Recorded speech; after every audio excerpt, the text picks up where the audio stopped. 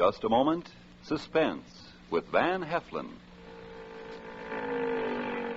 Hi, Mr. Martin. Hello, Frank. What are you doing out here? I've been fishing, and not for Autolite customers this time, Ab. Autolite customer? But no, I don't think you'll find many cars in the middle of the bay. Autolite resist to spark plugs either. No cars, but there's plenty of Autolite in powerboats. You know, more Autolite ignition systems are used in marine craft than any other brand. Old Reliable is the first thought of boat owners, too, eh? It'll be hard to get back to town if you had a breakdown out here. Yeah, we wouldn't get back to hear your Suspense show if that happened. Well, tie up alongside and let's listen to it here. I've got my portable.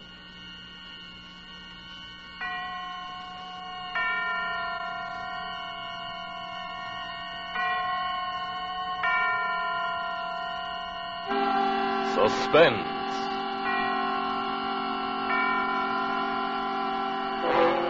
Autolite and its 60,000 dealers and service stations bring you radio's outstanding theater of thrills. Starring tonight, Mr. Van Heflin in Anton Leader's production of Song of the Heart, a tale well calculated to keep you in suspense.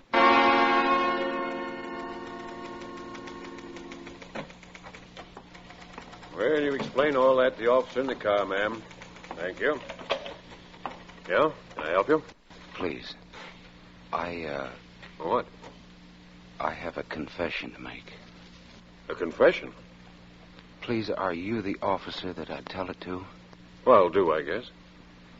My name is Neil Wilson. I live with Aunt Alice at 265 West 19th Street. All right. So? Last night, I guess it was early this morning, I killed Aunt Alice. Mike, Yes? you better get this. All right. Go on. You killed your, Tanta Alice? Yes. How? I took a pillow and smothered. Go on. Could I tell you about it? I mean, all about it? Sure. Well, I have a fine job. I'm the general manager of the Hand-S Company. I've been with them ever since I got out of school. I'm an orphan. I live with my aunt, with Tanta Alice. You live with your aunt? Yes, I don't remember. My parents, they died when I was just a little boy in an accident. Tanta Alice brought me up. She was like my own mother. Why did you kill her? I guess I should start when I met Muriel Jones. That was only last Sunday at the annual company picnic.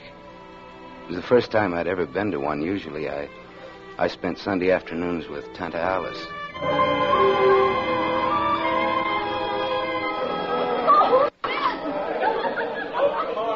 Everyone was at the picnic, from shipping clerks to executives, everyone. But I sat off to the side by myself, and, well, that's the afternoon that I met Muriel.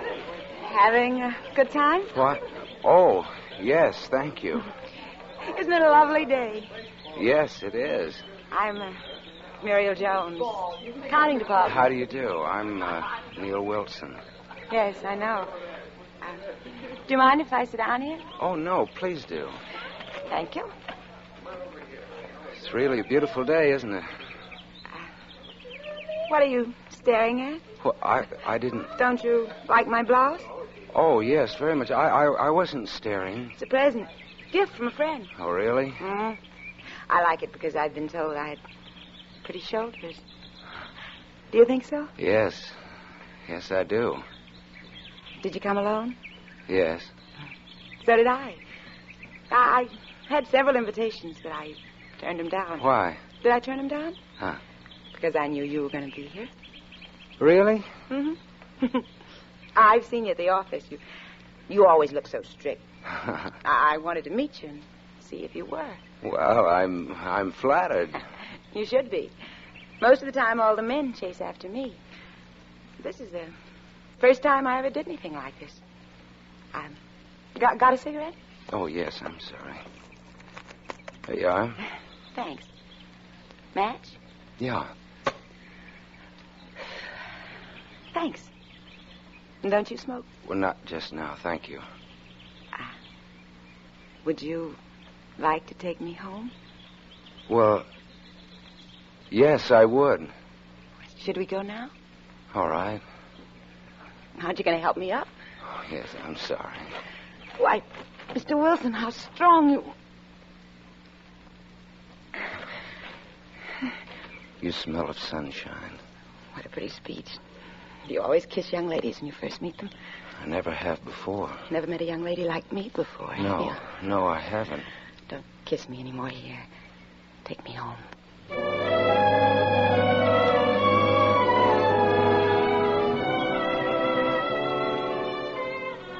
I'd been out with girls before, but nothing ever came of any of it. I'm too introverted, I guess, to make the first move, and the ladies that I'd known previously were not the kind who'd make the move for me. But Muriel did. And I thought that meant that she loved me. We drove for a while when we left the picnic, and then I took her home. I like your car. Would you like to go for a ride tomorrow? You mean you'll pick me up in the morning? Drive me to work? Well, I'd like to. Ah, isn't that sweet? About 7:45? All right. I'll have some coffee ready if you like. Would you like having your morning coffee with me? Oh, I'm afraid I couldn't. Thanks a lot, though. That'll be all right. My girlfriend lives here with me. Oh, no, it's not that. I mean, I always have breakfast with Tante Alice. Who? My Aunt Alice. I call her Tante. That means aunt. Oh. Isn't this silly? We're standing out here like we didn't have a place to go. Won't you come in for a few minutes? Well, I'd like to. That's good. I know you'll excuse the looks of the house. I left this morning before I had a chance to straighten things up. You just sit down there. Okay. Here, I'll put these things in the other room. Is there anything I can get you? No, thanks. It's very comfortable. That's good. This is nice. You're beautiful. Thank you. Just for saying nice things like that. Muriel. Muriel, What? I've never known anyone like you. You're just saying that. No, that's true. Do you believe in love at first sight? Yes? So do I. I knew a girl and a fellow once who got married 3 days after they met. That was love at first sight, wasn't it? Yes, I'm sure it was. Is that the way you feel about me? Yes, it is. I knew the first time I saw you it would be like this, didn't you? I hoped it would be. Give me a kiss. Will you marry me? I'm Mr. Wilson, how sudden. No, will you marry me? I should be delighted.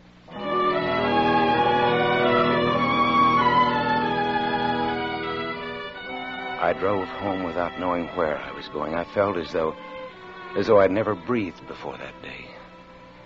I felt that I was the luckiest man in the world. Neil, dear?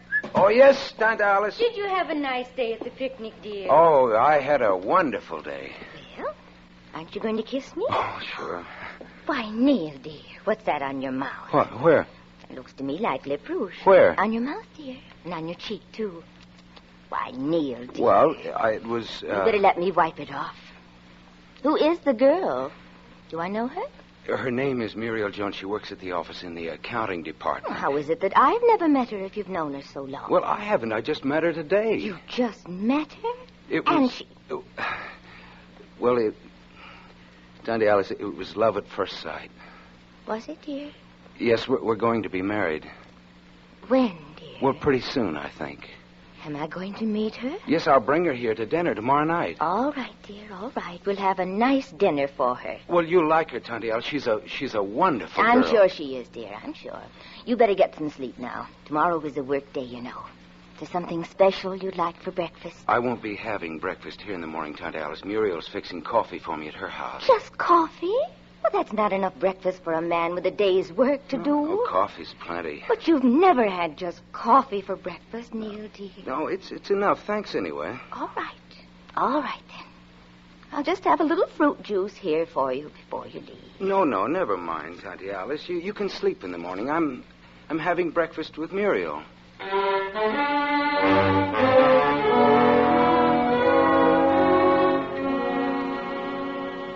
I don't know what time it was when I woke up that night. I'd been dreaming of Muriel.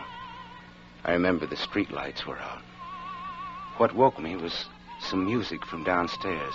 Tante Alice hadn't gone to bed yet. She was playing one of her old phonograph records. It was a sweet, sad record. And it's a song that I'll never forget as long as I live.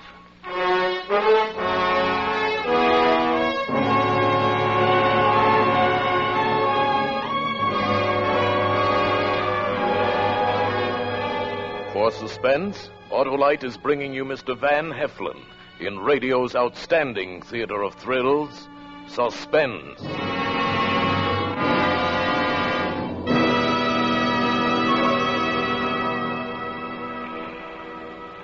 Sweet little radio you have there. I'm sure glad we met you, Mr. Martin. Dad and I wouldn't miss Van Heflin for anything. He is great, isn't he? Can always count on him for a top performance. Just like Autolite resistor spark plugs, eh, Frank? Yes, Hap. And right now you can get Autolite resistor spark plugs almost anywhere in the United States. It's sensational. Why, no other spark plug will give and maintain such performance. You know, Autolite Ignition engineered a 10,000 ohm resistor right into the Autolite spark plug that permits a wider spark gap setting and maintains it far longer than any other spark plug. The Autolite resistor spark plug is the best thing that's happened in spark plugs in years. A great new development of Autolite Ignition engineers working with the country's leading car and truck manufacturers. They make a world of difference, all right. I know. Just had a set installed in my car. Yes, millions are switching to the new Autolite resistor spark plugs. Now available at Autolite dealers the country over. Avast with the sales talk, mates. Here's Van Heflin in Suspense again. And now Autolite brings back to our Hollywood soundstage Mr. Van Heflin as Neil in Song of the Heart, a tale well calculated to keep you in suspense. You went to sleep and your aunt was playing this record. He's up to the end of the day he met the girl. Yes, that's right. Now, what happened the next day? Well, the next day, when I got up in the morning, Tante Alice was already up. Well, I don't know, maybe she hadn't even been asleep. The table was set for two in the breakfast room. The toaster was out, my fruit juice was on the table, and she was frying bacon when I came downstairs. Good morning, Neil, dear. Good morning. You're early, aren't you? Breakfast will be ready in just a moment. I'm not having breakfast at home. I told you that last night. Oh, that was last night, Neil, dear. Today's another day. I'm having breakfast with Muriel. I have to go now. I'll see you this evening. We'll have a nice dinner, Neil, dear. I'm bringing Muriel home for dinner with me. Tonight? Oh, but dear, that's hardly warning enough. You said last night that you wanted to meet her. But so soon, dear? Now listen to me. I'm bringing a girl home for you to meet. I love this girl. Now, I want you to be nice to her. I don't want a fiasco like the last time. Neil, please, dear. I don't want you pouting and sulking this time. I don't want to have to apologize for your actions. I think that will be all, Neil, dear. I think that's enough. If you aren't going to behave yourself properly, now just say so now, and we'll not come home for dinner. Now, that's up to you. I'm only thinking of you. Now, don't be cross. Give me a big smile like you used to when you were a bad little boy. All right. How's that? Oh, you can do better than that. Now, please, Tante Alice, I'm late. I'll see you at dinner. All right, dear. You call me from the office if you decide to bring her home for dinner. We'll be home for dinner. I'm telling you now, I don't have to call you from the office. You call me, dear.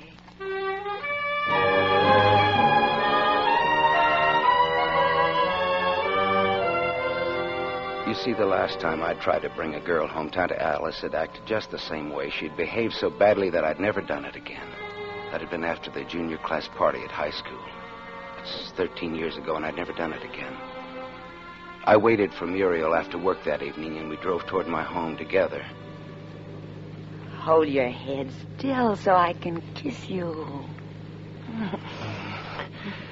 Let's get married tomorrow. Why, Mr. Wilson, how sudden. No, really. Well, what about your Aunt Alice? What about her? She won't be angry at me, stealing you away from Why her? should she be? Well, the way she's hung on to you. For instance, why doesn't she live by herself? Well, I don't know. We've been together so long. Sure, but after all, she's only your aunt. You've got a life of your own to lead. She's got enough money to live by herself. Oh, it's not money. She's quite wealthy. How did you know she had money? Oh, I heard someone at the office talk about it. Oh. Look, incidentally, Aunt Alice might act a little strangely when I bring you in the house. Just don't pay any attention to her. If she tries to do anything or say anything to upset you, promise me that now. I promise you. I can understand her being upset at someone taking you away from her, though. After all, takes one to know one.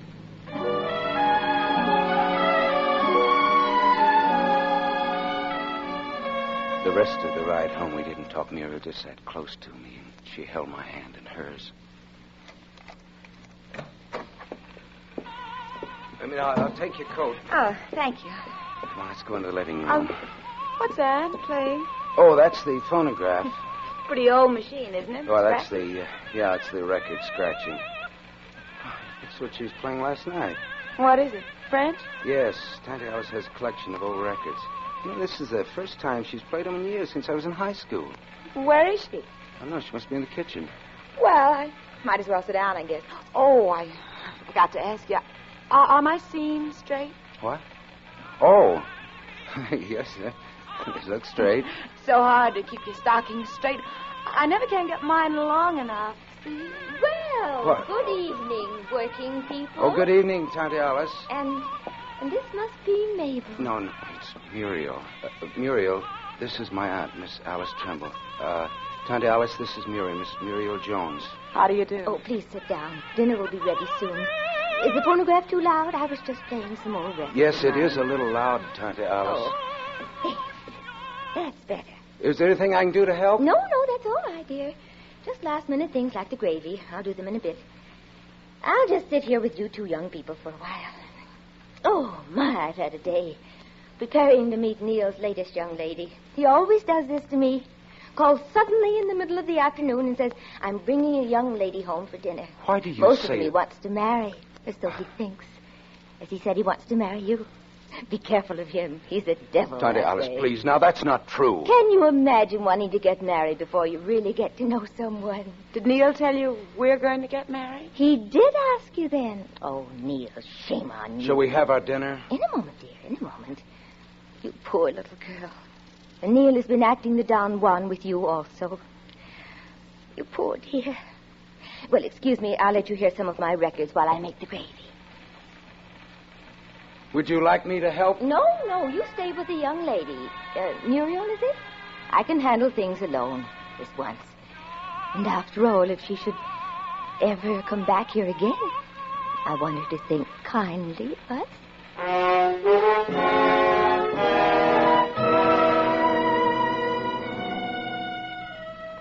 Wasn't that a nice dinner? Very nice, thank you. Did you enjoy your dinner, Neil, dear? Yes, it was very nice, Tante Alice. Muriel, would you like a cigarette? Thanks.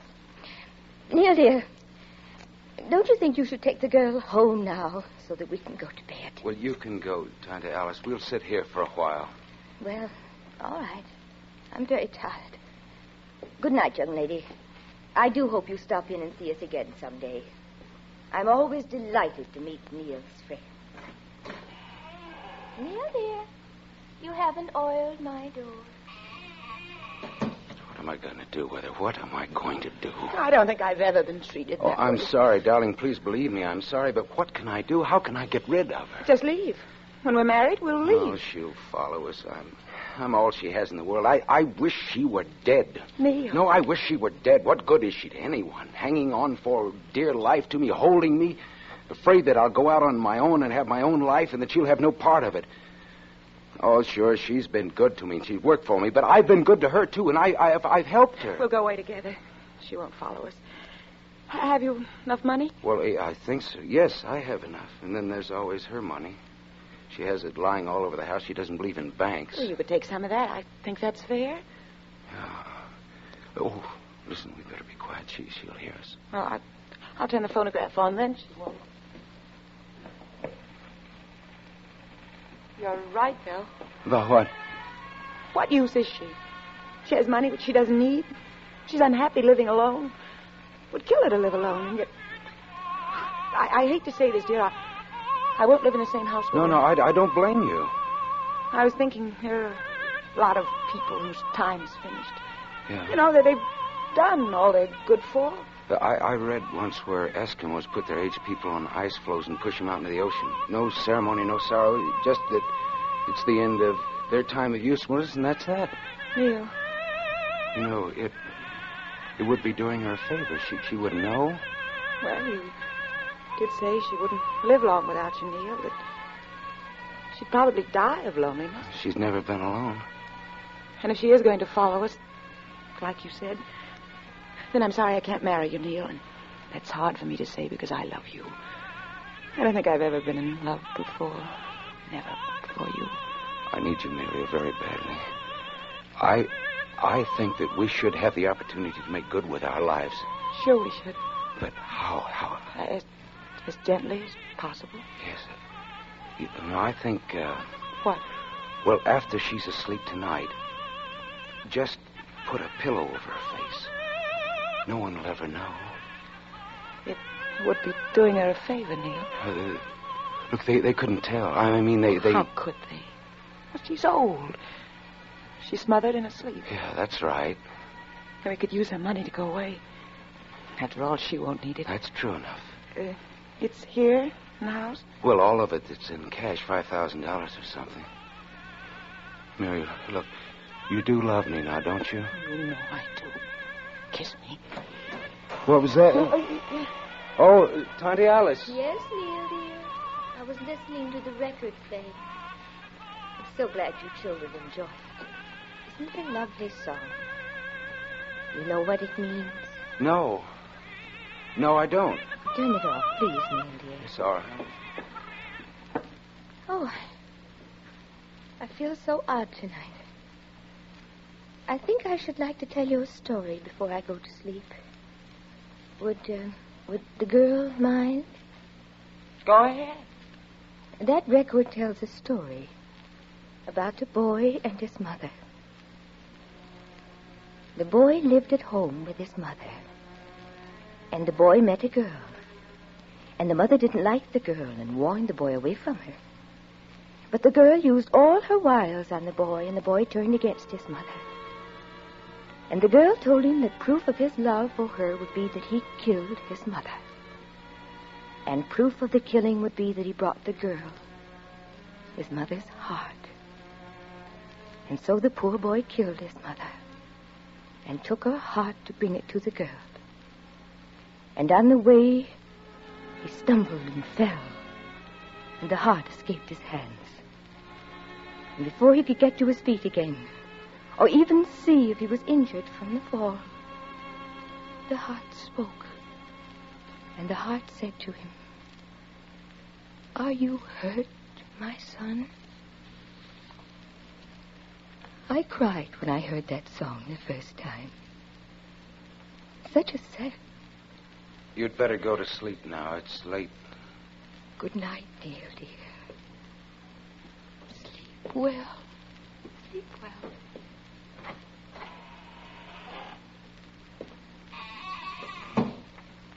What an unpleasant street. She knows all sorts of things like that fable, sort of.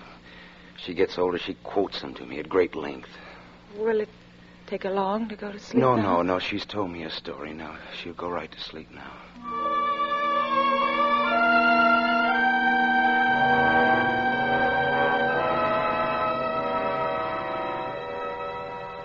We sat there and waited, not saying anything, not touching one another, just waiting. Finally, after about an hour, Muriel suddenly kissed me. She kissed me hard, and she held me close to her. Then I got up and I walked quietly over to Tante Alice's door. I opened it, and I walked into her bedroom.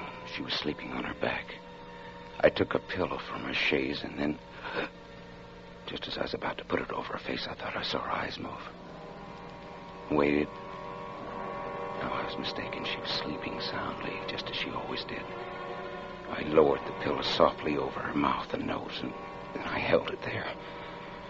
Watched her chest until there was no movement from her breathing. Then I opened her bureau drawer and took out her money box. And then Muriel and I left the house. All right? Yes, all right. Don't feel badly. You did a good thing. It's just like a mercy killing. It was for her own good. I know that. We've got each other now and a whole life to live together without any interference. I know. I'll drive. Poor baby. You're upset. All right. Can I have the keys? Yes, right here. Oh. What? Did you take the pillow off her face? Oh, no, I forgot. Run back and do it. You can leave the box on the seat. Hurry now.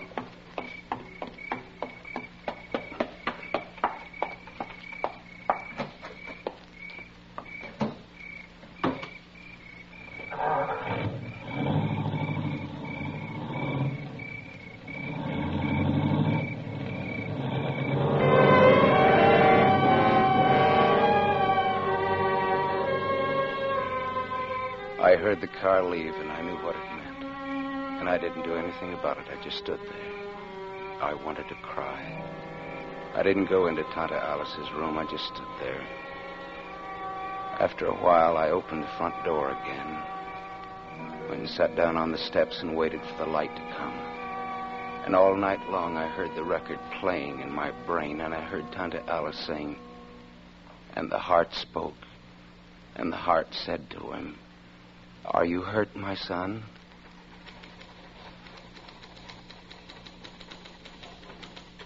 That it? That's it. I'll type it up for him to sign. All right, Mike. She's driving my car, but I don't care. I mean, if you want to catch her, she's driving my car. We'll catch her. What do I do now? You come with me. Funny you're coming in here this morning. Although, of course, we'd have had a routine investigation anyway. Because the pillow was still on her face? Well, yeah. Although she might have had a heart attack, or the pillow might have smothered her without her knowing it. Most accidental deaths are pretty strange. Much stranger than the planned ones.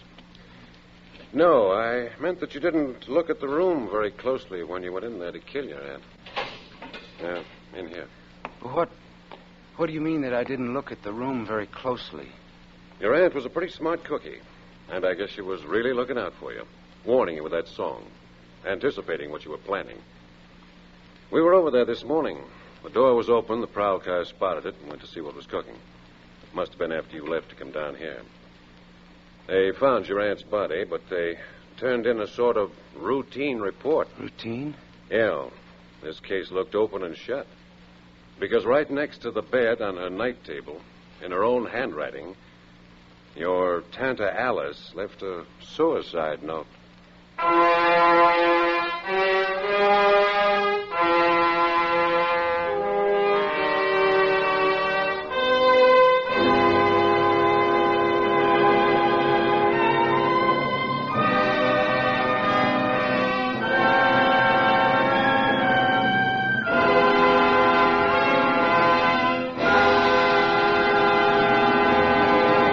Thank you, Van Heflin, for a splendid performance. Mr. Heflin will return in just a moment. Why, that show was a knockout. Well, thanks for letting us listen, Frank. Always glad to do a friend a favor. Well, you must have lots of friends, Frank. You do plenty of folks a favor, telling them about Autolite resistor spark plugs. Well, Hap, every car owner who switches to Autolite resistor spark plugs does himself a favor.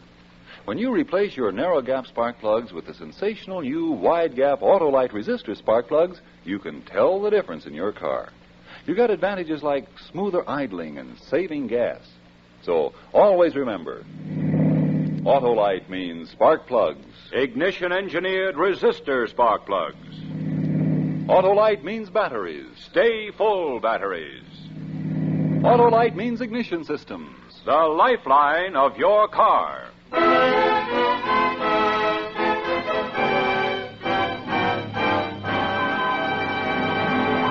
And now here again is Mr. Van Heflin. It's always a great pleasure to join Tony Leader and his fine cast of suspense actors on radio's outstanding theater of thrills. And speaking of thrills, there are plenty in store for you next week when Suspense brings you wonderful Madeleine Carroll in The Morrison Affair. Another gripping study in Suspense. Mr. Van Heflin appeared by arrangement with Metro-Goldwyn-Mayer, producers of Julia Misbehaves, starring Greer Garson and Walter Pidgeon. Doreen Tuttle played the part of Tante Alice, and Betty Lou Gerson was Muriel. Tonight's suspense play was written by Elliott Lewis, with music composed by Lucien Morawick and conducted by Lud Gluskin. The entire production was under the direction of Anton M. Leader. Next Thursday, same time, you will hear Madeleine Carroll in The Morrison Affair.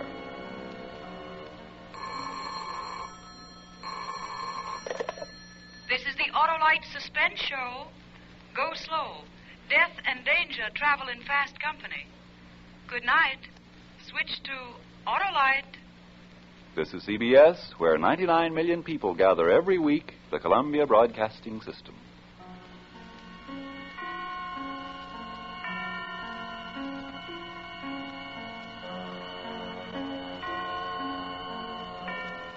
In just a moment, Suspense with Madeline Carroll.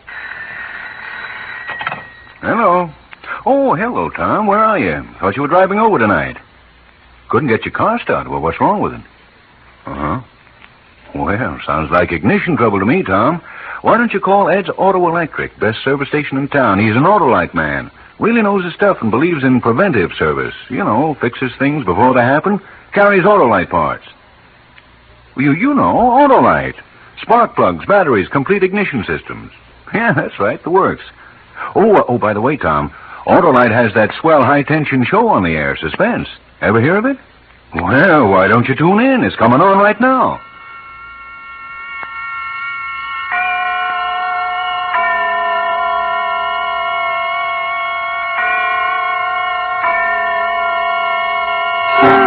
Suspense.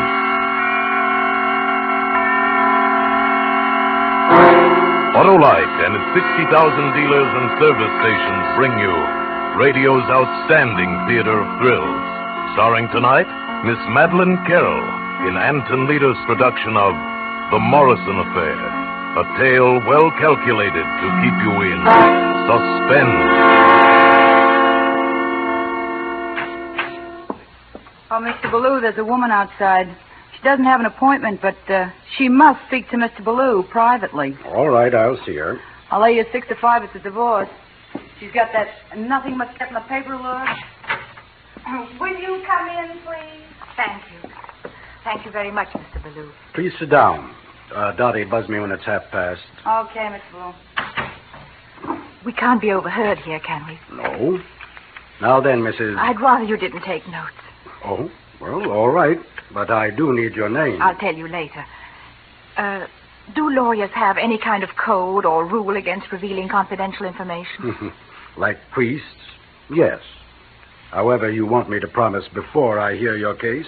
Yes. All right, if it makes you feel better. I've handled hundreds of divorces. Oh. And never lost a patient. It is a divorce. Yes, in a way. But he's dangerous, and there's a child. The courts usually lean toward giving the mother custody. I know, but Mr. Ballou, I'm in desperate trouble. I'm afraid. You can't understand till I tell you. Well, then? You see, I'm English. My husband is American. He grew up here in Boston, a very prominent family. The Morrisons. He's Dr. Paul Morrison. Yes, I know Dr. Morrison. Oh? That is, I've heard of him. Then you know he's a surgeon. I met Paul in London in 1939. We were married very soon after we met. And then England went to war, and Paul decided to stay in England to help out. He was different then. So deeply concerned over human suffering. The war changed him hideously. But those first 2 years in London, we were happy. Almost completely happy. Quite suddenly, America was in the war, and Paul had his orders to return to the American Army Medical Corps. We spent the little time we had left at a cottage in the country. And all the time I was trying to forget the one thing that had been preying on my mind ever since they told me at the hospital but I couldn't.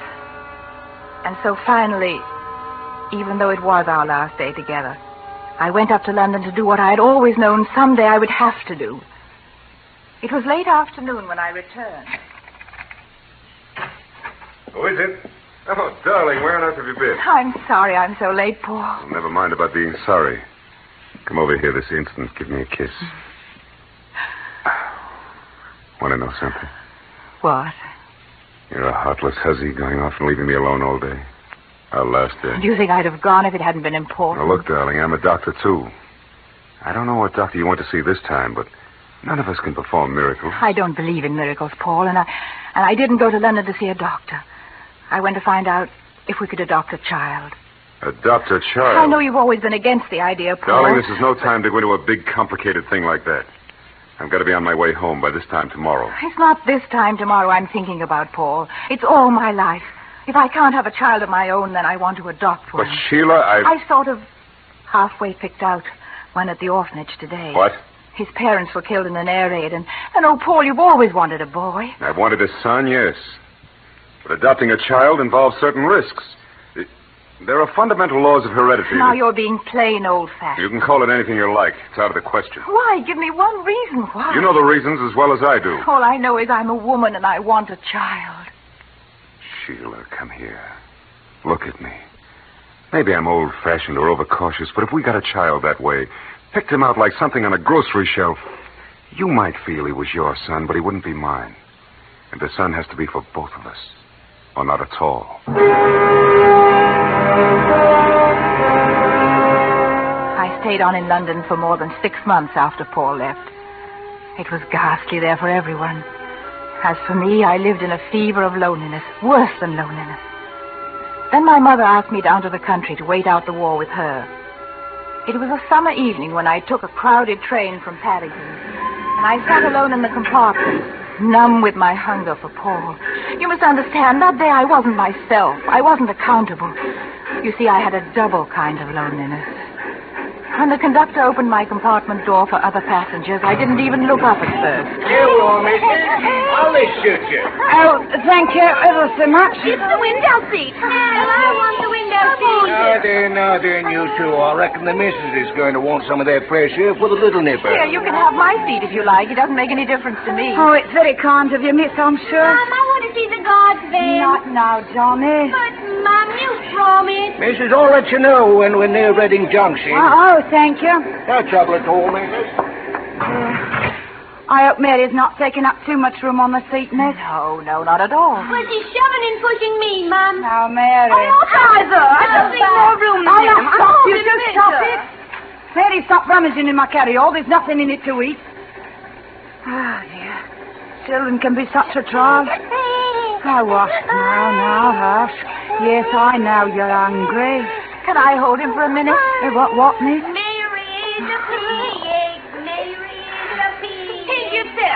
You two like to look at pictures. Here's a magazine with all sorts of pictures about America. My husband sent it to me. Oh, that's kind of you, miss, I'm sure. Now, thanks, the lady. Thank her. Thank you, Mum. Well, that'll keep them quiet. A mother ought to be two people, that she ought. I'll hold the baby while you fill his bottle. Well, if it won't trouble you. Oh, no. I don't mind. I sat there, scarcely breathing, looking down at the baby in my lap. It was as though I'd never felt warmth before. He stopped whimpering and looked up at me with very big brown eyes that seemed to hold recognition. He's taken a real fancy to you, miss, and no mistake. What's his name? Jamie. It was his father's name. He was killed last week in a bomber over Germany. Oh, I'm terribly sorry. But at least you have the children. Oh, yes, miss. But sometimes, I don't know, sometimes I think it would be better if I didn't have this last one. Oh, no, you can't mean that. It's not easy, miss, with no man to provide. You said you're married, miss. Do you have any children? No, I have no children. Baby. You'd know if you had one. Knowing all the things I won't be able to give him. I can't help thinking he'd be better off if I left him on someone's doorstep, so to speak. Someone well-fixed, like you. You'd regret it all your life. But it's his life I'm thinking about when I say it. Of course, I'm not brave enough to do it. But I wish I was. Oh, well. If wishes was horses, as they say. We're just pulling into Reading Junction, missus, if you still want to get that cup of tea. Oh, thank you, Johnny. Mary. Come on, Mary. Mom's going to get us something to eat. I want to see the pie first. Well, you can look at the magazine when you come back. No, run along, Buster. I'll be on wait for me outside. All right, Mum. Come on, lady. Well, wait till I get my coat. I'll take Jamie now, miss. I'm going to sit right here. Why don't I hold him till you come back? Oh, I wouldn't want to bother you. Oh, it's no bother at all.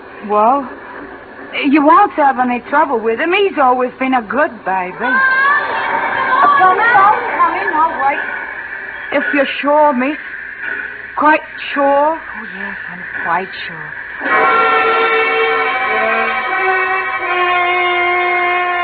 Maybe you'll say what I did was wicked, that she didn't tell me to take her child. But I know she did. She made her decision and I made mine. After a few minutes, I got up and carried the baby down the corridor. I I was trembling so I was afraid I'd drop him. I managed to get off the train and made my way across the crowded platform. It was nearly time for the train to pull out. Hurry up, girl. Train's leaving. Then I saw the woman, her two older children coming toward me. I stepped behind a post. Oh, she's a pig. Mary's a wicked pig.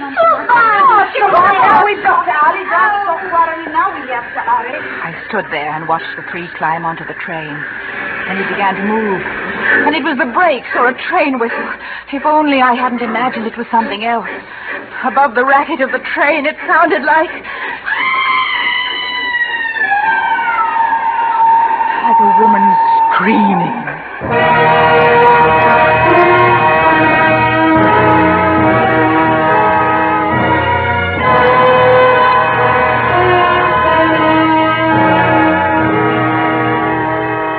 Suspense, Autolite is bringing you Miss Madeline Carroll in radio's outstanding theater of thrills, Suspense.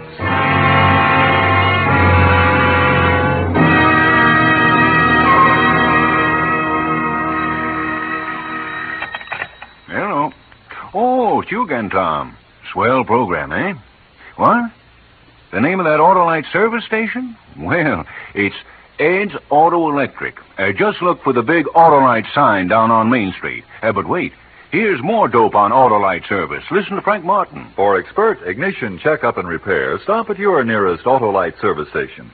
Highly trained mechanics working with specialized machines are ready to give your car the best, most complete, most reliable ignition service possible. And when it comes to replacement parts, why, money can't buy finer ignition equipment than Autolite. Autolite is the world's largest independent manufacturer of electrical equipment for automobiles. And many of America's finest cars and trucks are equipped with Autolite distributors, coils, generators, starting motors, batteries, and spark plugs right on the assembly line.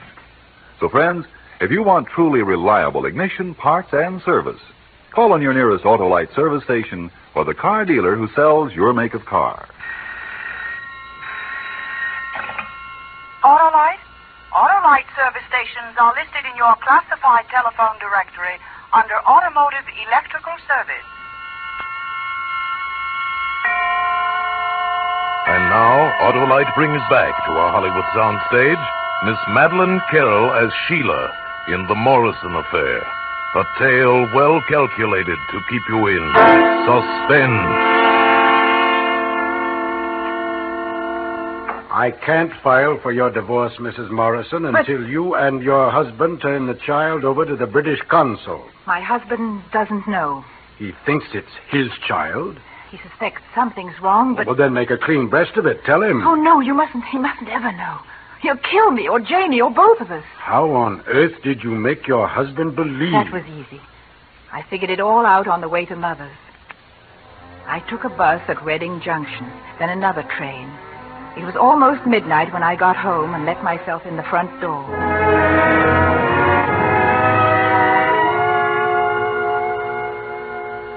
Mother was waiting up. Is that you, Sheila? Yes, Mother. Oh, you had me worried. Sheila. Is the fire still lit in the kitchen, Mum? But don't ask questions now, please. He's hungry. I'm going to heat him up some milk. Whose baby is it? He's mine now. What do you mean, Sheila? Who was it? I don't know. Here, hold him while I get the milk. Oh, shh, baby, shh. You mean you adopted him? I stole him.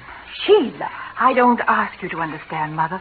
I only ask you to help me. Because I'm your child and because I can't ever have a child of my own. But Paul won't let you keep this child. If he thinks it's his own, he will. Oh, look, the poor little mite's starving. It may be years before the war's over and I see Paul again. He'll look forward to seeing his son. But he's bound to ask where his son was born. He was born here. But there are records of such things, Sheila. The date, the place, the parents, the doctor. I know. Mother, telephone Dr. Lucas. Dr. Lucas? Why, he's a charlatan. He's not even a real doctor. Oh, does that matter? He's greedy, and that's the kind of man I need.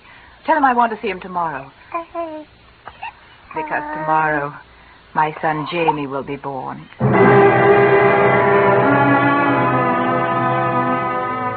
That night, before I went to bed, I cabled Paul at his last APO address. Why haven't you answered my letters? Or don't you like my news? His answering cable came in the morning.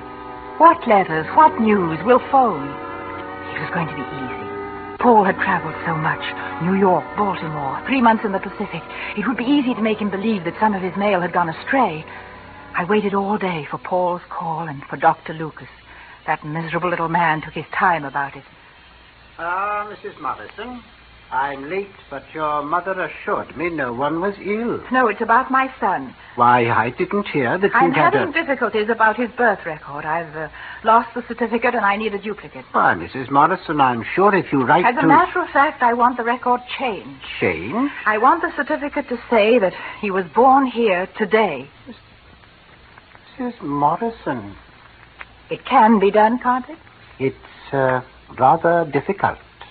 You mean it's expensive? Yes, very expensive. There's the risk to a doctor's reputation. How much?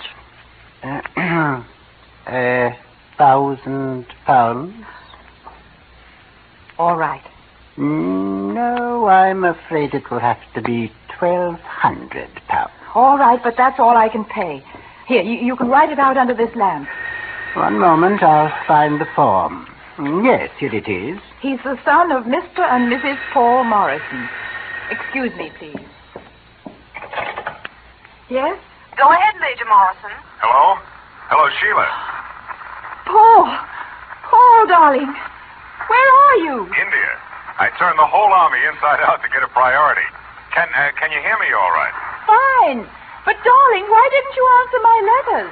Well, I answered every one I got. Then the important ones got lost or something. You haven't heard the news? What news? You're going to be a father, Paul. Did you hear me, Paul? Yes. But, Sheila, that seems impossible. But it's happened all the same.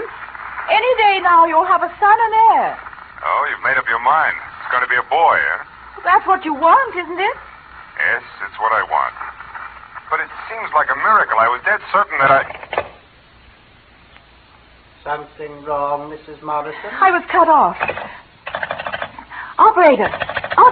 Yes? Operator, I was cut off. It was a call from India. Didn't you hang up? Certainly not. I was cut off. Well, I'll try to get your party back. Yes, try.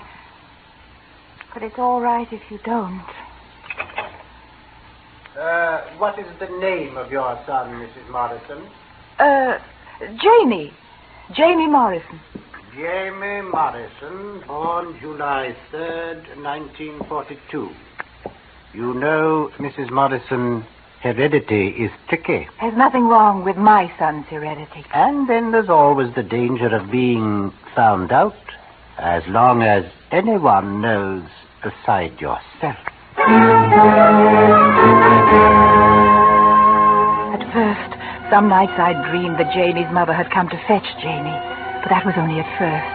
I buried my guilt, buried it deep. 4 years went by.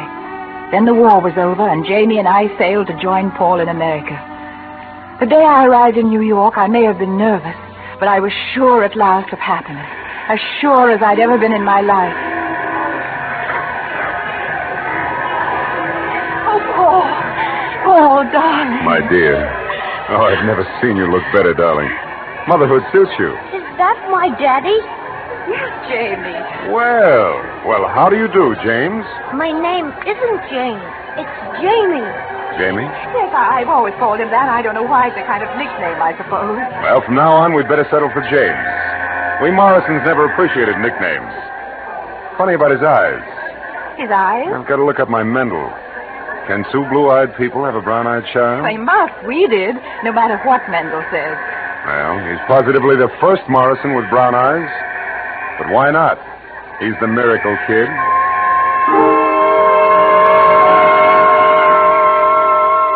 The miracle kid. Blue eyes, brown eyes. I rolled the phrases around my mind, hunting their real meaning.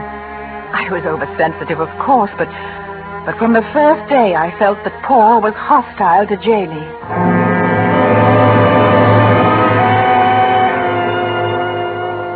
Where's my miracle kid? He's taking his nap. What do you want with him? I'm driving down to the rifle range with a friend. I thought I'd take James along. Oh, but he's too young, Paul. Too young for what? To play with guns. Oh, that's just why I want to take him along. The sooner he knows how to handle guns, the better off he'll be.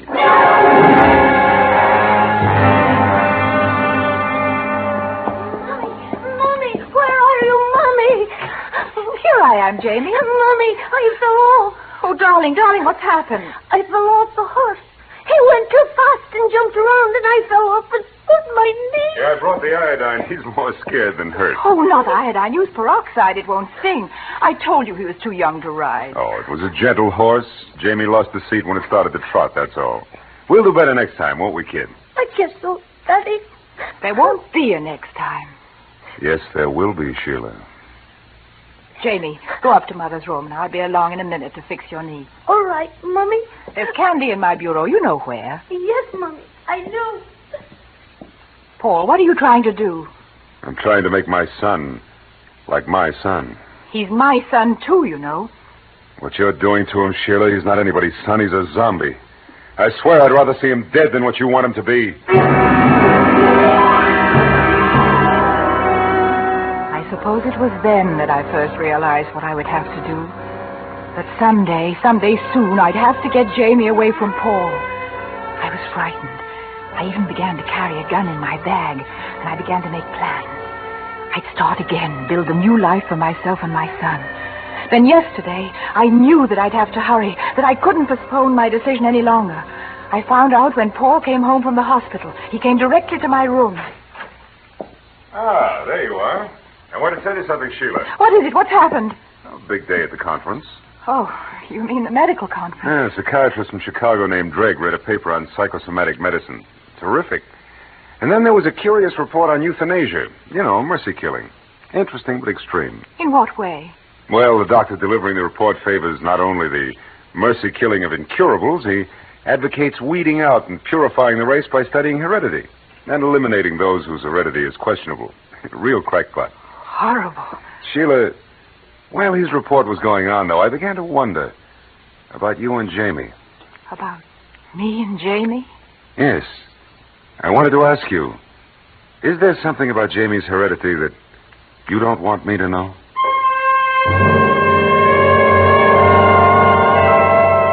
Then I understood. The danger was real and now. For myself, but mostly for Jamie. Paul was playing with me like a cat plays with a mouse.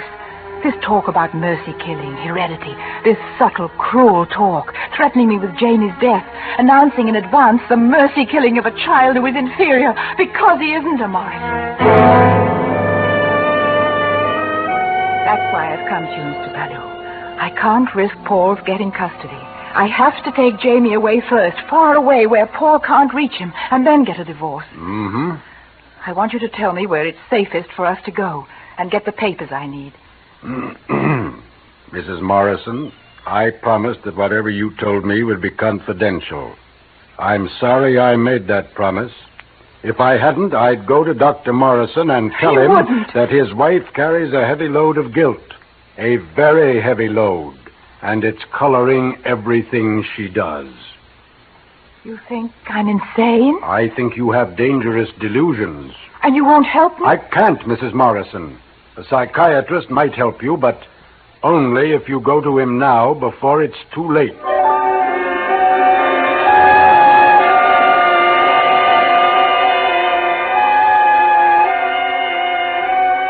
Mrs. Morrison! Yes? You're to go to the hospital. Dr. Morrison said for you to come right away. What is it, Elsa? What's happened? It's the little boy. Jamie! He got hold of one of his daddy's guns. He's done it. He's killed Jamie. Jamie was playing with it, and it went off, and it was pointed right at itself. He's hurt bad.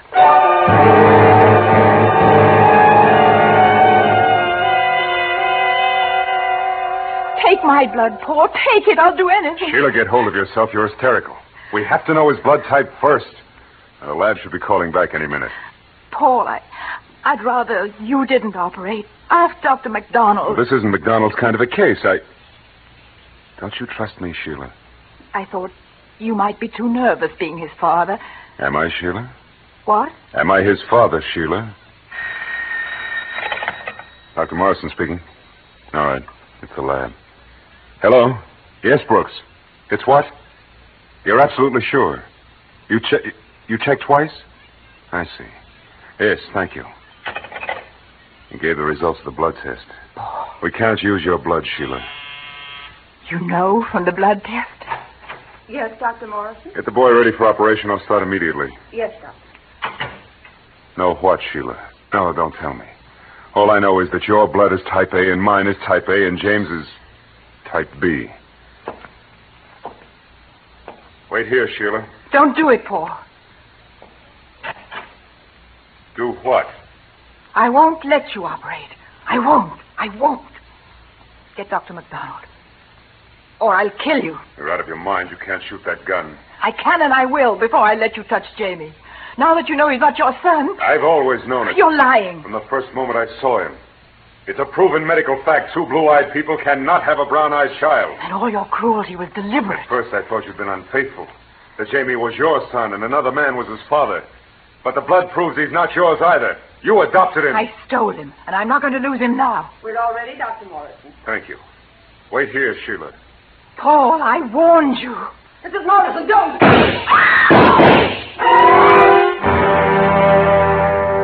Fell like a sack of dry leaves, and liquid the color of dark grapes seeped through and spread slowly across the front of his surgeon's jacket. Then people came and dragged me away. I've seen no one since except those who guard me, and my lawyer, Mr. Ballou, who came to tell me that Paul was dead and that Jamie would live. The operation was performed successfully by Dr. McDonald. Then Mr. Ballou began to talk about how to defend me against the charge of murder. Why not tell them the truth? Let me tell you the truth, Mrs. Morrison. After you shot Dr. Morrison, he could have lived. He had to choose between his life and Jamie's. What could he do for Jamie? The bullet had lodged in Jamie's brain. It would take hours to find a brain specialist as good as Dr. Morrison. But he didn't operate. He ordered them to take him to the operating room. Then for an hour and a half, he stood at Dr. McDonald's elbow, directing every move of his scalpel. When the operation was over, Dr. Morrison was dying. But Jamie would live.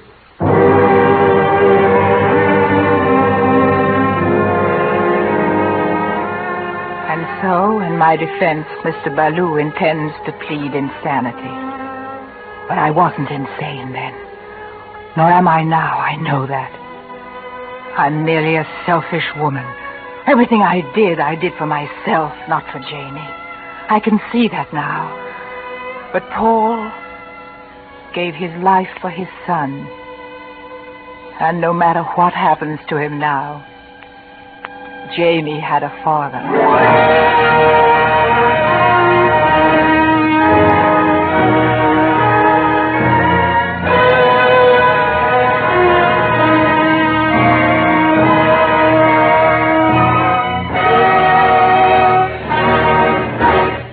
Thank you, Madeline Carroll, for a splendid performance. Miss Carroll will return in just a moment. Hello, Tom. Yeah, I knew it was you. What? You just called to say thanks for telling you about Autolite?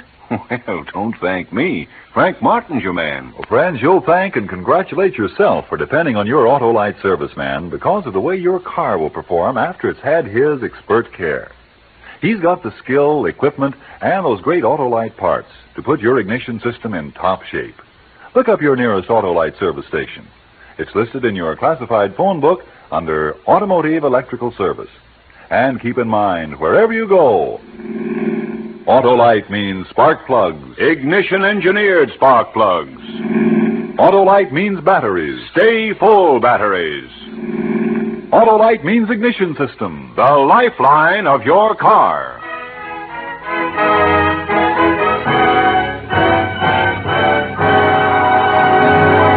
And now, here again is Miss Madeline Carroll. It's been a great pleasure to appear with this fine cast on Suspense. It's a program I've always enjoyed hearing, and I'm looking forward to next week's story, in which that rising young star, Burt Lancaster, appears. It's another gripping study in Suspense. Madeline Carroll appeared through the courtesy of 20th Century Fox whose current production is The Luck of the Irish, starring Ann Baxter and Tyrone Power. Tonight's suspense play was written by Pamela Wilcox, with music composed by Lucian Morowick and conducted by Lud Gluskin. The entire production was under the direction of Anton M. Leader. In the coming weeks, Suspense will present such stars as Gregory Peck, Edward G. Robinson, John Garfield, and others. Make it a point to listen each Thursday to Suspense, radio's outstanding theater of thrills. And next Thursday, same time, hear Burt Lancaster.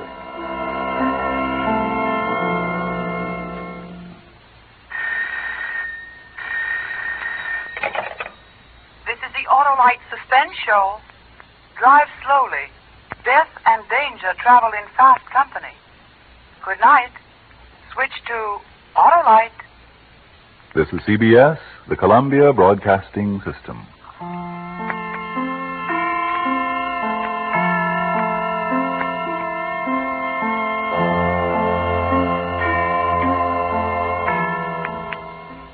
In just a moment, Suspense with Burt Lancaster. You just sit down and make yourself at home, Doc. Mary. Yes? Look who's here, Doc Lewis. Oh, my goodness, who's sick? Oh, golly. Can't the poor doctor make a simple social visit like ordinary folks? I just finished my last call, so I stopped by to Steel Hap's easy chair, relax, and listen to the Autolite Suspense Show. Sit right down. My car and I have had a tough day. We have to keep in shape, too, you know. I suppose you've got a surefire prescription for keeping your car in shape, Doc. Oh, you bet. Autolite resistor spark plugs, Autolite batteries, and Autolite ignition system. I wish every case was as easy as that one. Well, you sound like Frank Martin. Is your prescription for tired doctors the Autolite Suspense Show? Right again. Let's listen.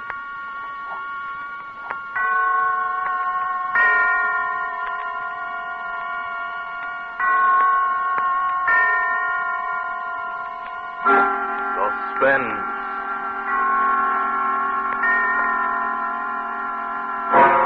Autolite and its 60,000 dealers and service stations bring you radio's outstanding theater of thrills. Starring tonight, Mr. Burt Lancaster in Anton Leader's production of The Big Shot by Brett Halliday.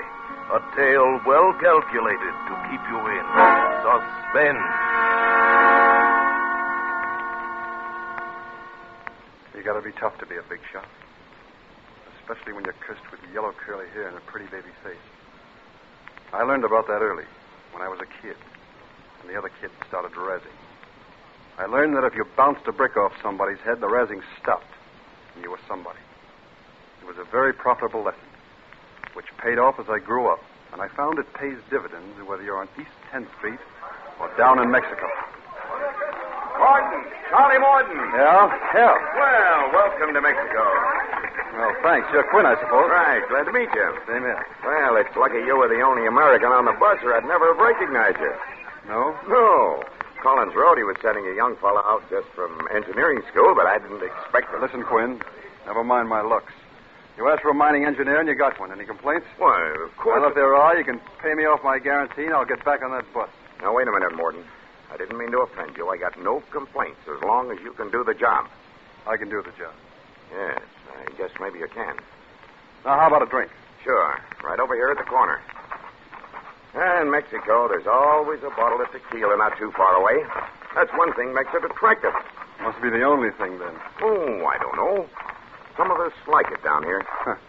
Is that so? Why'd you come, then? Well, that's easy. They told me there was money in it. Yeah. Yeah, there is. In here.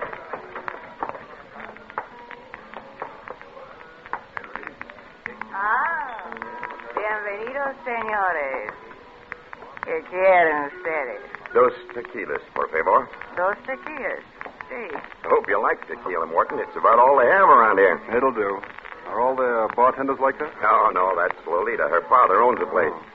Sure to be plenty good for business. I guess so. Say, your stuff has all arrived. Last box of equipment came in last night, so you can start setting up the mill as soon as we get back. Don't worry, I'll get it up. I'm not worried, but time is important. Dos tequilas, señores. Sí, gracias, Lolita. Yeah. Thanks, beautiful. Sí. beautiful. See, baby, that's you. From top to bottom. Is okay, senor. Is plenty okay, baby. Plenty. Gracias, senor. Well. Gracias. Maybe I'm going to like Mexico after all. Look, Martin, I don't know how much Collins told you about the setup. Not much. Said there was a chance for some money and plus a little excitement. He didn't tell you there might be more than excitement. Jail, maybe, or worse. He mentioned it. Oh. Okay, then. You understand that we've got a ticklish proposition on our hands. We've got to be careful, especially with these people. If they knew what we were planning. Okay, what are we planning? We struck a rich vein of gold quartz in the remote mountains about 20 miles from here. I've got my crew mining as fast as we can before anybody around here finds out about it. So? The tough part comes in getting it out of the country. There's a wave of Mexico for Mexicans right now, and if we haul the ore out to the regular stamping mill in town, the government will confiscate most of the gold. I see. So you bring me in to set up a small stamping mill at the mine and mill the ore there, huh? Right. We figure that in the next month we can sluice out maybe $500,000 worth of free gold. Then get out quick before anybody gets wise. $500,000? Yes, but we'll still have to smuggle it out of the country. It's going to be a tough job. Kid stuff. Yeah? It's not just the law we've got to worry about. Well, what else? Lolita? Sure. These people would inform on us if they found out. But they wouldn't tell the government. They'd tell some bandit gang around in the hills somewhere. Bandits. I suppose they got a Robin Hood down here, too. Okay, Morton, maybe you'll learn. Well, at that $500,000 would tempt anybody.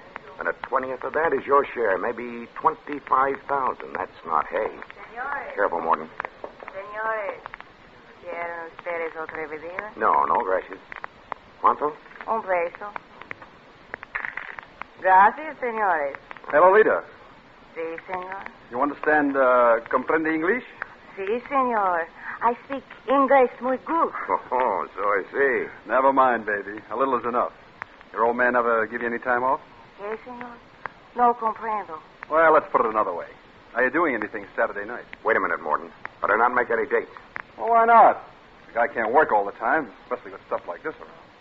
You don't expect me to stay up there... Be quiet, you fool. Okay. Never mind, beautiful. See you later. Comprende? Sí, señor. See you later. Yeah, you get the idea. Hasta luego. Look, Morton, I warned you. Be careful. I'm a big boy. I can take care of myself and her. Just remember, there's $500,000 involved.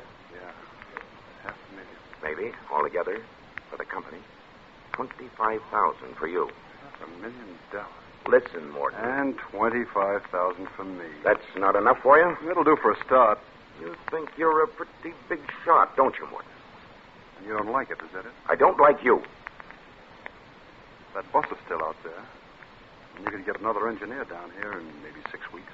Something tells me I ought to take you up on that, but I don't have to like you. As long as you do your job and stay out of trouble. Okay, then let's leave it at that.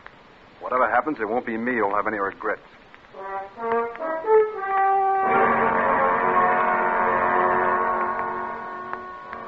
setup was just like Quinn said, except that the ore was even richer than I'd expected. There was a pile of it already mined, and I put them into work right away assembling the stamping mill. You know, hard rock miners are funny. They hate being bossed by an engineer who's learned all his mining out of books. And they didn't like it either that I was getting a bigger share of the net than they were.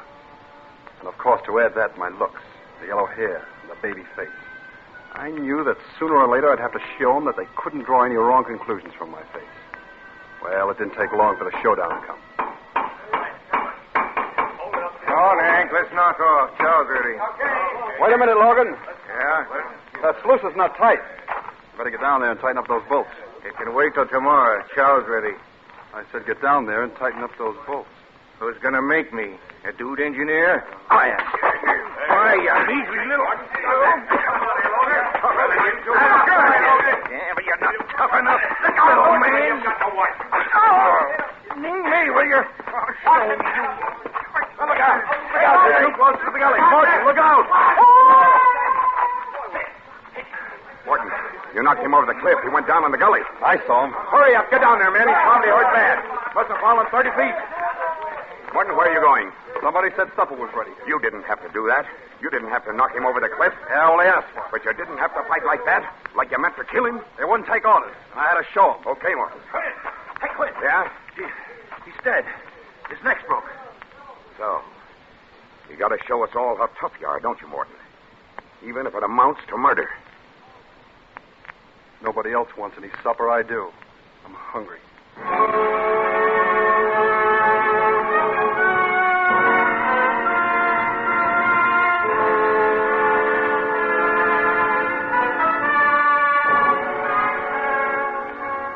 For Suspense, Autolite is bringing you Mr. Burt Lancaster in radio's outstanding theater of thrills, Suspense.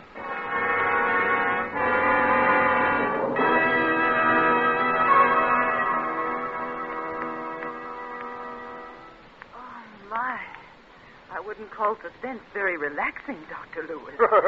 Well, Suspense is certainly no sedative, Mary, but I like it that way, full of ginger. Like those Autolite resistor spark plugs you mentioned, hey, Doc? Now, say, Hap, don't you get me started on those Autolite resistors, because I'm a bug on them. I guess it's pretty important that you doctors have spark plugs that you can really depend on, huh? Right as rain, Hap. You know, my patients just can't wait. They expect me to be Johnny on the spot, day or night, fair weather or foul. Yes, folks, come rain or shine, Autolite resistor spark plugs are just what the doctor ordered for your car. Right now, you can get Autolite resistor spark plugs anywhere in the United States, and they're sensational. Why, no other spark plugs can give and maintain such performance. Autolite ignition engineered a 10,000 ohm resistor right into the Autolite spark plugs. This permits a wider gap setting and maintains it far longer than any other spark plug. Replace your narrow gap spark plugs with a set of wide gap Autolite resistor spark plugs. You can actually tell the difference in your car. Autolite resistor spark plugs are a great new development of Autolite ignition engineers. Autolite engineers, tests, and produces complete ignition systems. That's why Autolite spark plugs work in special harmony with your car's entire electrical system. Get a set of Autolite resistor spark plugs right away. And now, Autolite brings back to our Hollywood soundstage Mr. Burt Lancaster as Charles Morton in The Big Shot, a tale well calculated to keep you in suspense.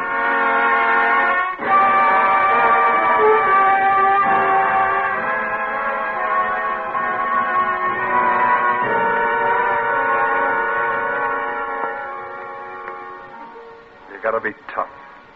It's a tough world. And you gotta be tougher than the next guy. I was tougher than Joe Logan, that's all. I beat him in a fair fight. If he slipped and fell over that cliff, well, it's just too bad. While they buried him, I ate my supper. After that, I had no more trouble with the men. The first Saturday that everything was running smoothly, I went up to Quinn's tent. Quinn! Yeah? Oh, come in, Morton. We're just looking over the take so far. What's your guess? Maybe 100,000? Yes, maybe. We'll pull at least 250. We'll get that $500,000, don't you worry. If nobody bothers us. Don't be so jumpy. Nobody's going to bother us. I hope not. Say, Morton, I got to admit you've done a whale of a job so far. Forget it. Don't worry, Morton. I don't like you any better. But I can appreciate it when a man knows his job and does it well. Okay. Look, I'm going into town. You want any supplies? I'm sending Andy in for him. Well, there's no use of the two of us going. Morton, I'm the boss here. Are you? Yes. You told me as long as I did the job, that was all you cared about. That's right. Okay, I've done the job. It'll take the crew 2 days to catch up. I'm going to town. I'll tell Andy you'll get the supplies.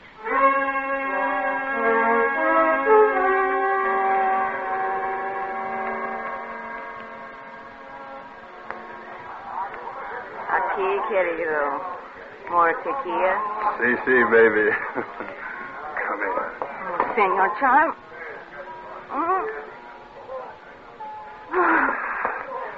Love me, baby? Oh, pero sí, querido. I'll never meet one like you. Yeah, that goes double, baby. You're sensational. You'd knock 'em dead in the States. I'd like to take you back there.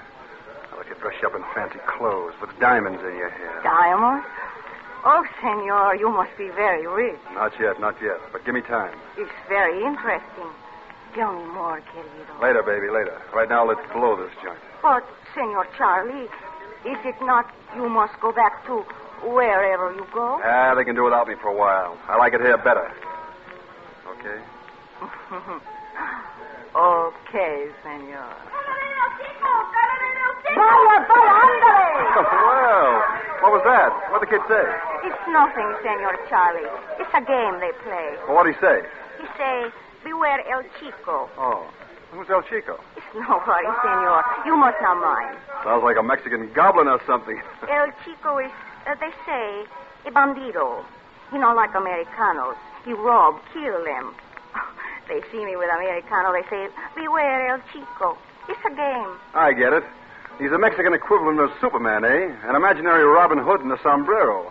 Oh, no comprendo, senor. Well, never mind, baby. Forget the fairy tales. That kid ought to be home in bed anyway instead of running around a saloon. He's my little brother. Oh, I get it now. This is the family game to scare off the Americanos, eh? No, senor. Well, I don't scare easily, baby. I don't scare at all. Ah, bueno. No, sorry, Hey. ¿Qué? What is the matter, Senor Charlie? Nothing, baby, nothing. I just had a great idea, that's all. Thank your little brother for me, baby.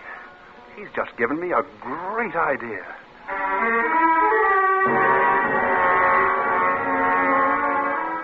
Yeah, a great idea.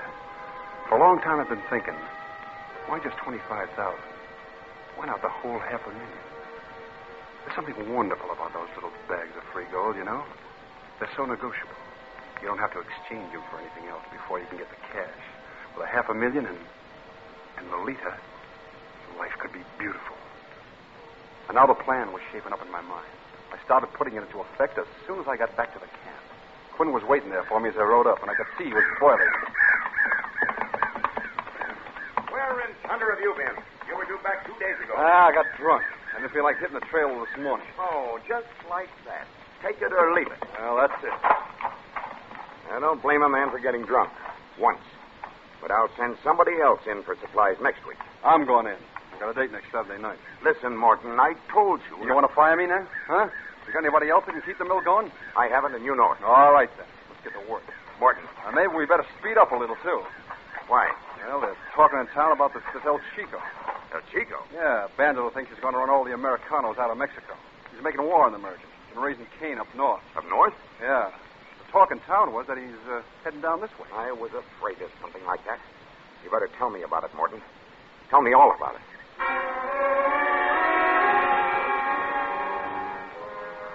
It was a cinch. From the very first, he swallowed it all. By the next Saturday, he was begging me to go back to town. Keep my ears open, find out all I could. Of course, I heard plenty. Then Quinn was hurrying the men, trying to figure out a way we could get out. But the way I told him, El Chico had complete control of the province to the north and blocked our way back to the States. The only other way was across the mountains to the west, and they were impassable without native guides. Now, he knew that, but I reminded him. And then the next time I went into town, I brought back the map. A greasy, crumpled, dog-eared pencil map, scrawled on butcher paper. It was a masterpiece. It should have been. It took me a whole night to draw it. And it showed an old wagon road going out over the mountains to the coast. I told Quinn I bought it from an old Mexican. It was the prelude for my trump card.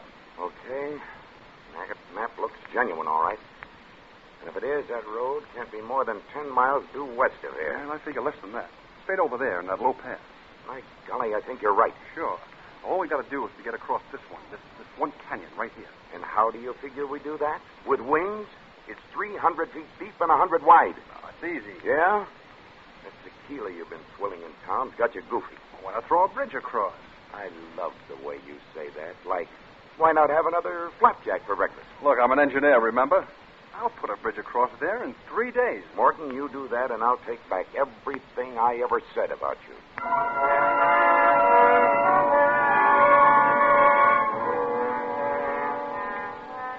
The next morning, I tied a 200-foot length of rope around my waist, took a pulley with me, and started down to the bottom. It took me all day to make it up to the other side. I tied the pulley to a jack pine and pulled the rope through tight and tied it off. And then I came back hand over hand. After that, it was simple to finish the slickest suspension bridge you ever laid eyes on. Plenty strong enough to hold all our men and mules, fully loaded. It was so good that even Quinn had the grace to admit it. I gotta hand it to you, Morton. I've seen a lot of engineers that can work things out on paper, but not many that can do the job themselves. Thanks. What do you say we take a look over there tomorrow for that road? No need to. I took a little walk today. I ran the cable across. The road's there, all right, just where the map shows it. Oh. All right, if you found it, I guess that takes care of that. Sure, we're all set. Thanks to you. I guess I owe you an apology, Morton. Maybe we all owe our lives to you.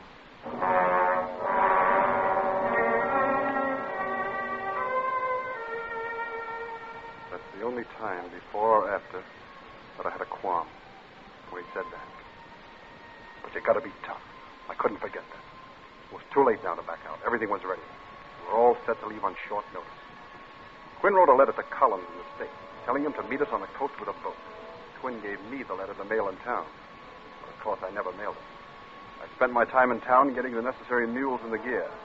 And then I went to Lolita. Querido mío, I have missed you. Well, it's the last time you'll have to miss me, baby. This is it. The diamonds, the fancy clothes, all of it. Yours. Mine? Querido, you are rich now? By this time tomorrow, we'll both be rich. More gold than we'll know what to do with for the rest of our lives. Gold? You have found much gold? See, it's ours, thanks to El Chico. El Chico, what? Remember Beware El Chico, the game you played with your brother? Oh, see. Well, that's what gave me the idea, and it worked perfectly. We'll have to thank El Chico if we ever run into him. Oh, I do not think that will happen. After all, El Chico is only in a game, remember? Well, never mind the games now, baby. We got work to do. I'll get some clothes, but keep it light. We'll pull out of here at midnight. And tomorrow we're rich.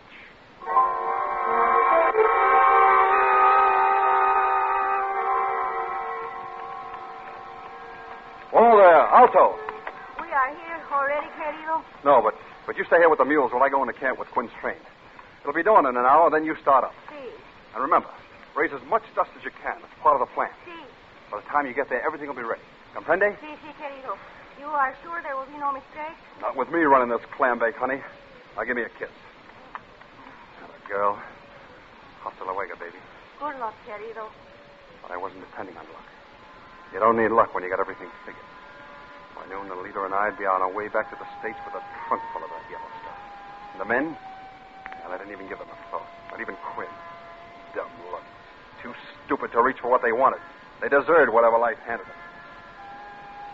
Just before I rounded the last bend into camp, I stopped to pack. Awful quiet in the mountains just before dawn. I took a deep breath and...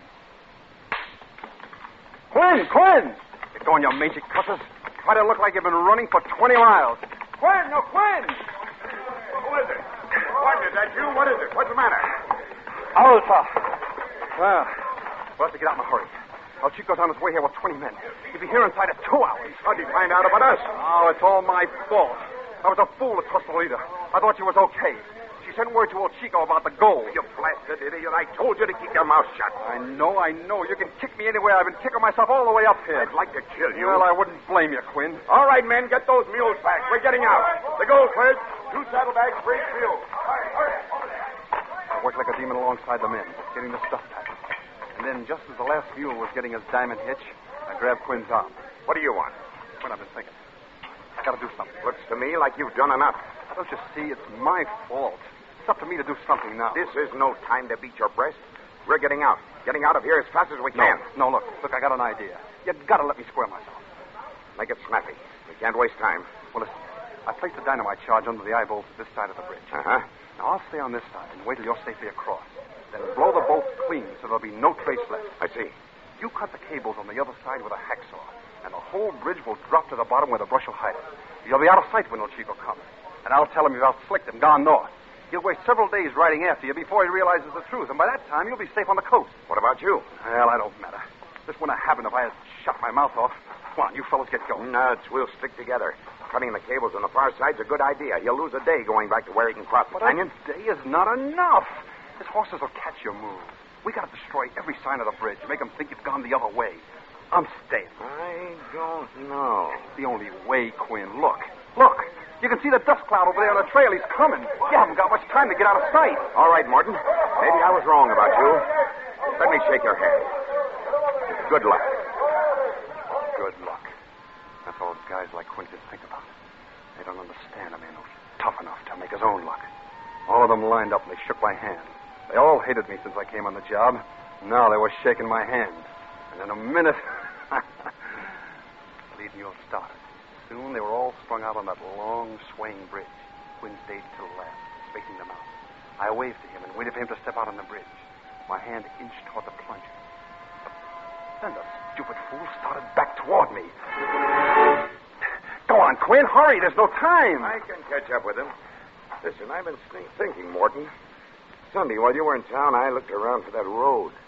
I couldn't find it. They're all right. You'll find it. Hurry, Quinn. Maybe so. But I was just thinking. Why'd you plant the dynamite under this end of the bridge? Well, Why couldn't you have strung wires and blown it out from the other side? I just didn't. I made a mistake. All right, I'll take the consequences. You can still do it, Morton. We've got plenty of wire.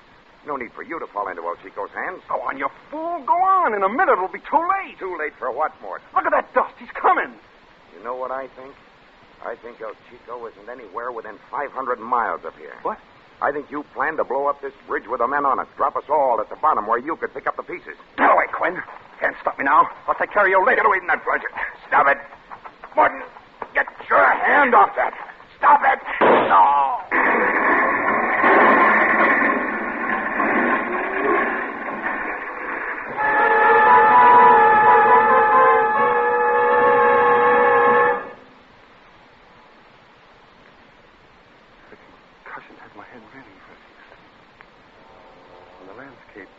Back into focus. I could see the bridge was gone. The bridge and the men and the mules.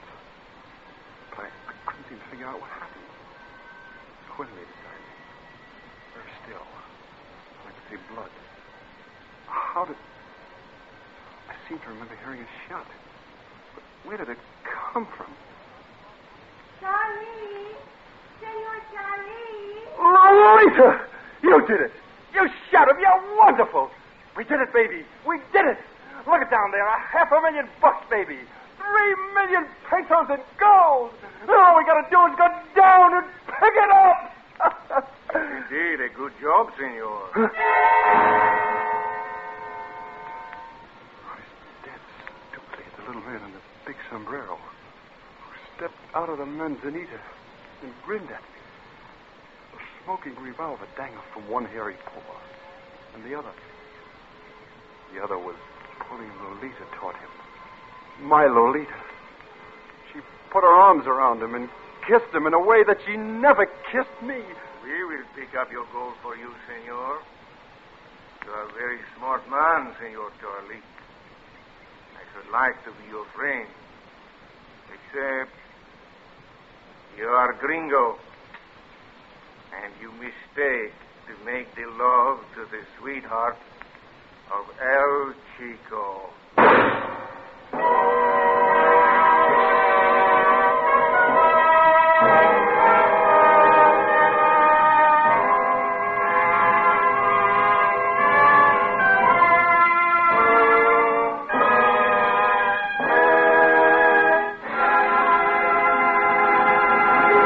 Thank you, Burt Lancaster, for a splendid performance. Mr. Lancaster will return in just a moment. Doc, what do you do for an acute case of goose pimples, huh? Well, if I knew, I'd prescribe some for myself. What you both need are some cool, calm, carefree Autolite words from Frank Martin. Now, Mary, can't a couple of old jalopy men talk about spark plugs? Everybody's talking about Autolite resistor spark plugs. Why, they're the best thing that's happened in spark plugs for years. Replace your narrow gap spark plugs with the sensational new wide gap Autolite resistor spark plugs. You can actually tell the difference in your car. You'll enjoy immediate improvement like smoother idling and gas saving. Buy a set of Autolite resistor spark plugs tomorrow. So remember, Autolite means spark plugs. Ignition-engineered resistor spark plugs. Autolite means batteries. Stay full batteries. Autolite means ignition system, the lifeline of your car. Yes, and Autolite also makes in its 26 nationwide plants more than 400 automotive, aviation, and marine products famous the world over for engineered dependability.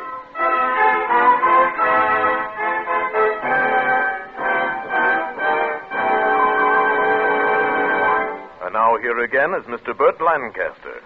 My thanks to the fine cast of radio actors who appeared on tonight's show. Suspense is always one of my favorite programs, whether I'm acting on it or listening to it. And you can be sure that I'll be glued to my radio next Thursday evening when Gregory Peck appears in a story called Hitchhike Poker. Another gripping study in Suspense. Burt Lancaster will soon be seen in the Norma production, Kiss the Blood Off My Hands. Tonight's suspense play was written by Brett Halliday and adapted for radio by Lawrence Goldman, with music composed by Lucien Morawick and conducted by Led Luskin. The entire production was under the direction of Anton M. Leader.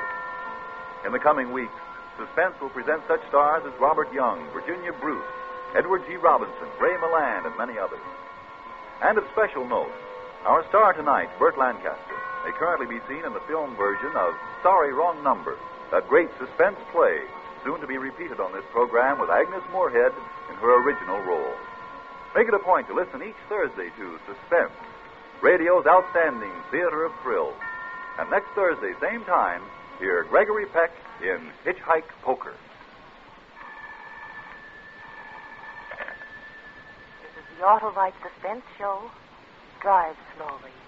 Death and danger travel in fast company. Good night. Switch to Autolite. This is CBS, the Columbia Broadcasting System.